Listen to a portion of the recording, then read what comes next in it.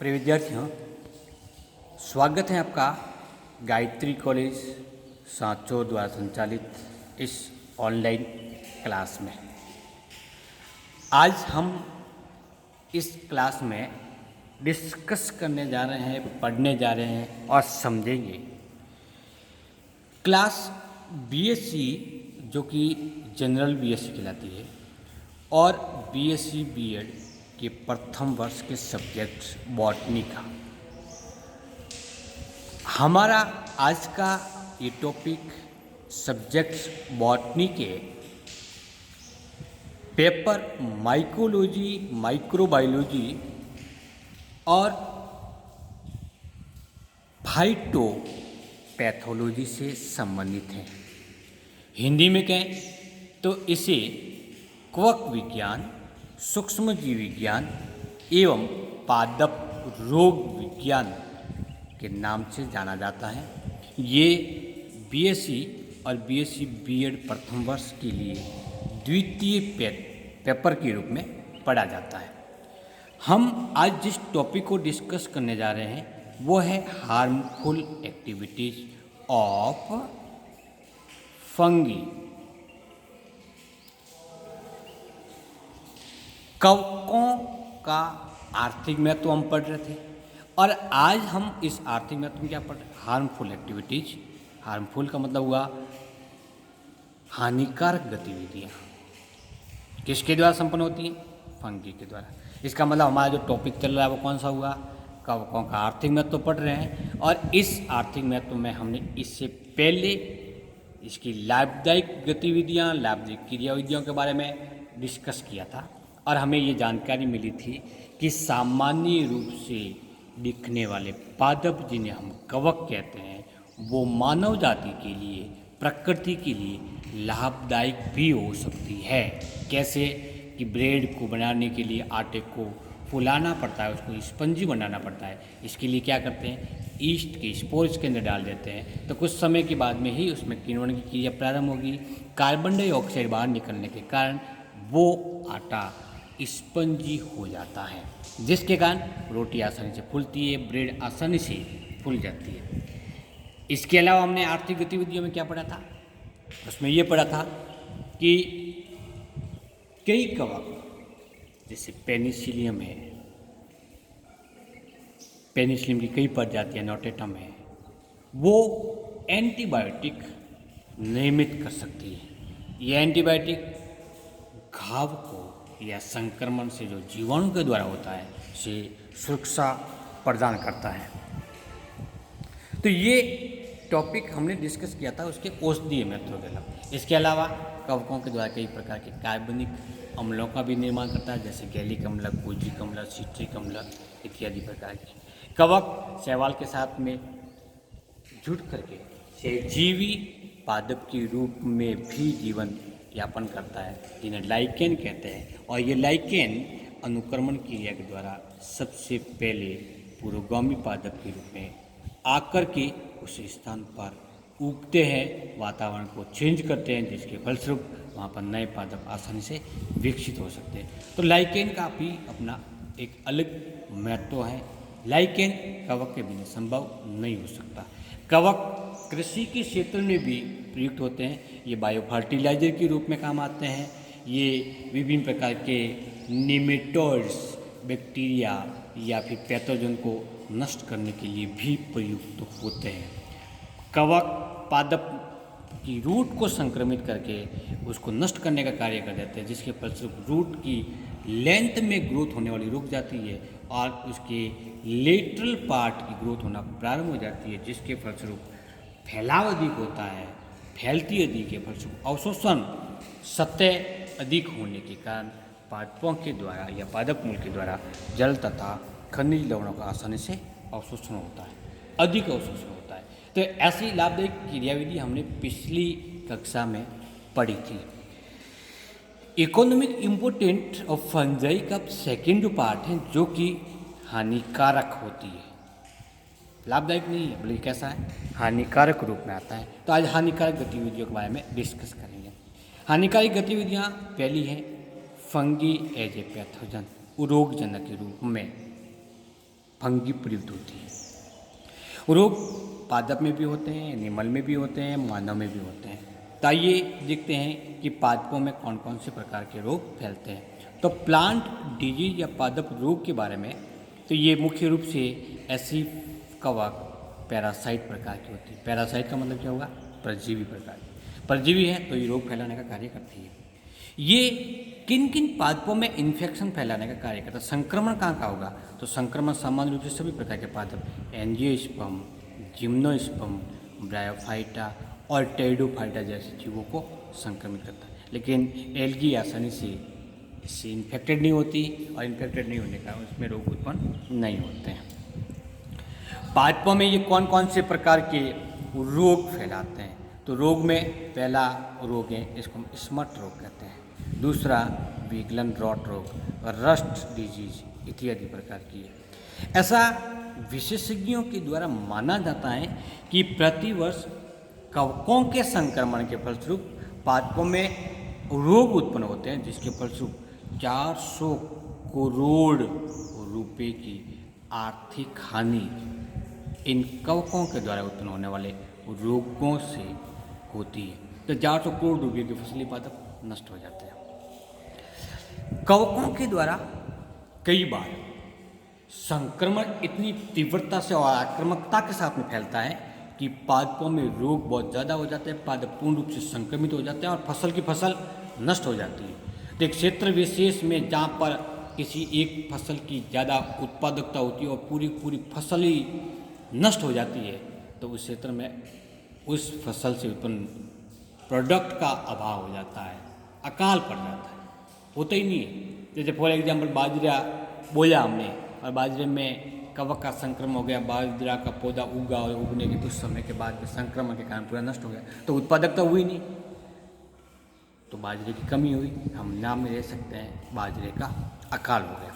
जैसे कुछ एक एग्जाम्पल है, 1845 से लगा करके 49 में, इन 4 सालों के अंतर्गत आयरलैंड के अंतर्गत आलू का अकाल पड़ा था। किसका अकाल? आलू का। किसके कारण हुआ था ये फाइटोप्थोरा नामक एक कवक के कारण हुआ। फाइटोप्थोरा इन्फेस्टेंस नामक कवक के संक्रमण के फलस्वरूप क्या हुआ कि आलू की फसल नष्ट हो गई। ठीक इसी प्रकार की उत्तरी अफ्रीका और अरब देश के अंतर्गत तंबाकू की 60% फसल नष्ट हो गई। कितनी नष्ट हो गई? 60% फसल नष्ट हो गई। और नष्ट होने का कारण क्या था? एक कवक जिसको नाम देते पेरेनोस्पोरा टोबेसिना, कवक का नाम क्या है? पेरेनोस्पोरा टोबेसिना। किसको संक्रमित किया? तंबाकू की फसल को नष्ट किया। फलस्वरूप क्या हुआ? लगभग 60% फसल नष्ट हो गई। ठीक इसी प्रकार की इंग्लैंड के अंतर्गत 1970 से लगा के 1970 तक इन 10 सालों के अंतर्गत देवदार के कई पादप हैं, लगभग 50 लाख पादप कवक के संक्रमण के फलस्वरूप नष्ट हो गए। तो इतनी बड़ी संख्या एक क्षेत्र विशेष से देवदार के प्लांट नष्ट हो गया, मतलब देवदार का जंगल पूरा नष्ट हो गया। और उस देवदार को नष्ट करने के लिए उत्तरदायी कवक था, वो था सीरेटोसिस्टिस अल्मी। सीरेटोसिस्ट अल्मी एक ऐसी फंगी थी जिसके इन्फेक्शन के फलस्वरूप 1967 से लगा करके 1977 तक इंग्लैंड में 50 लाख देवदार के पौधे संक्रमण के कारण नष्ट हो गए। कवकों के द्वारा पादपों में बहुत सारे रोग फैलाए जाते हैं। इसमें से कुछ एग्जाम्पल अपन देख लेते हैं। जैसे कवक हैं एल्बुगो कैंडिडा। एल्बुगो कैंडिडा ब्रेसिकेसी कुल के अंतर्गत वाइट रस्ट रोग फैलाता है। कौन सा रोग फैलाता है? वाइट रस्ट रोग। कौन से कुल में? ब्रेसिकेसी में। और इस कुल में कौन से पादप आते हैं? जैसे मूली, सरसों, फूल गोभी, पत्ता गोभी इत्यादि प्रकार का। और इस रोग में क्या होता है? इस रोग के अंतर्गत रोग होने पर सरसों की पण पर श्वेत धब्बे उत्पन्न हो जाते हैं। इसे वाइट रस्ट डिजीज नाम देते हैं। रोगजनक क्या है इसका? एल्बुगो कैंडिडा। ठीक इसी प्रकार से बाजरे में एक रोग उत्पन्न होता है, उसका नाम देते हैं green ear of bajra, green ear disease of bajra. होता क्या है इसमें, जिसको सामान्य भाषा में जोगुनिया रोग कहते हैं। सीटा विकसित होता है, लेकिन उसमें पाए जाने वाले पुष्प हरे और पर्णीय संरचना में परिवर्तित हो जाता है, फलस्वरूप उत्पादकता नहीं होती, बीज का निर्माण नहीं होता। और ये रोग उत्पन्न होता है स्क्लेरोस्पोरा ग्रेमिनिकोला नामक कवक के द्वारा।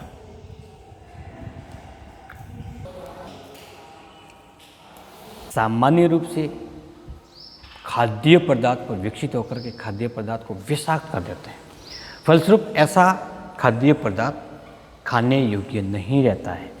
इसको हम पढ़ते हैं स्पोलेज ऑफ फूड स्टफ्स, भोजन का विषाक्त होना। कौन कौन से कवक करती हैं, म्यूकर, राइजोपस, एस्परजिलस, पेनिसिलियम और ईस्ट। जैसे हम रोटी को सुरक्षित रख करके अपने ऑफिस जाते हैं, अपने काम पे जाते हैं, लेकिन उस रोटी पर अथवा ब्रेड पर सामान्य रूप से फफूंद लग जाती है।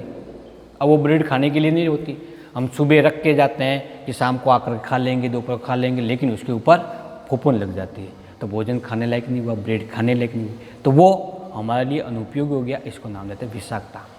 विषाक्तता लक्षण उत्पन्न होने के कारण उसके स्वाद के अंदर भी परिवर्तन होता है, जिसके फलस्वरूप स्वाद के अंदर, रंग के अंदर परिवर्तन होने के कारण खाद्य पदार्थ खराब हो जाते हैं। इस प्रकार के कवकों से होने वाले रोग को हम फ्रोजन मीट के नाम से जानते हैं या ब्लैक स्पॉट के नाम से जानते हैं।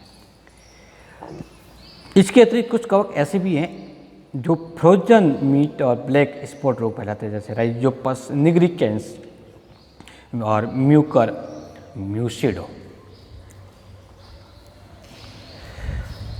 कवकों के संक्रमण के फलस्वरूप कई प्रकार की वस्तुएं खराब हो जाती हैं।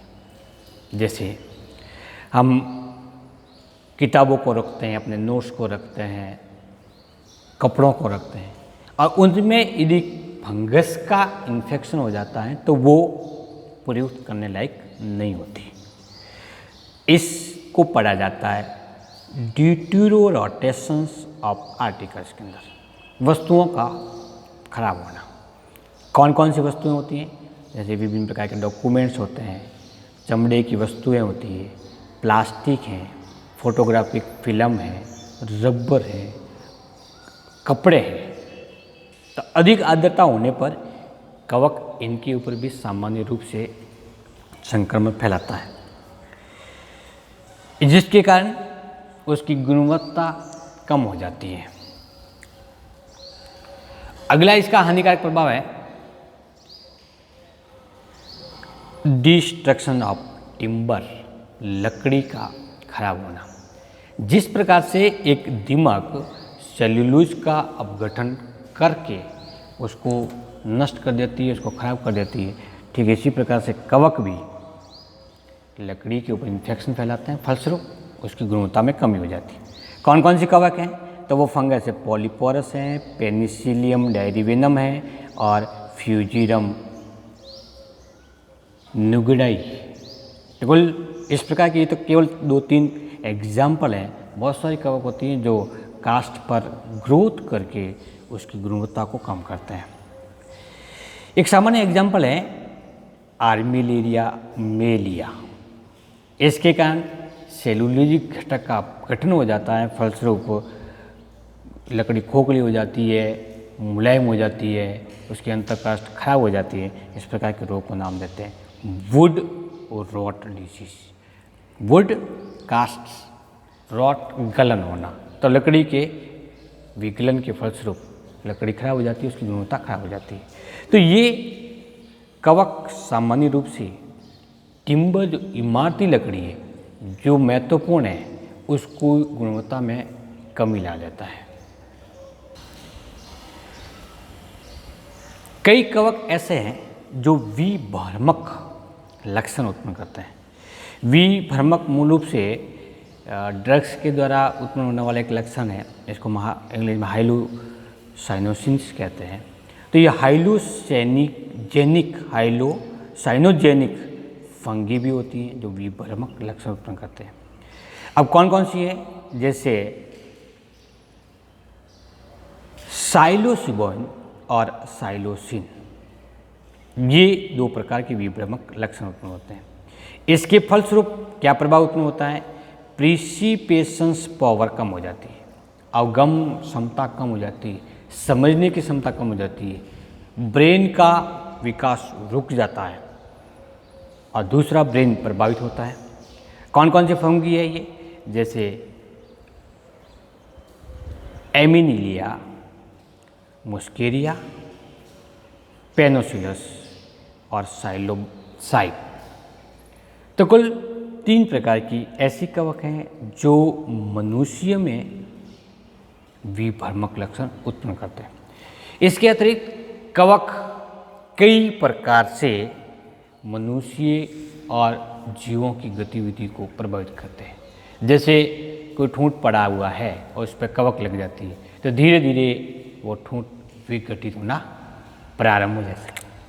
तो इस प्रकार से कवक लाभदायक होने के साथ साथ हानिकारक भी होता है।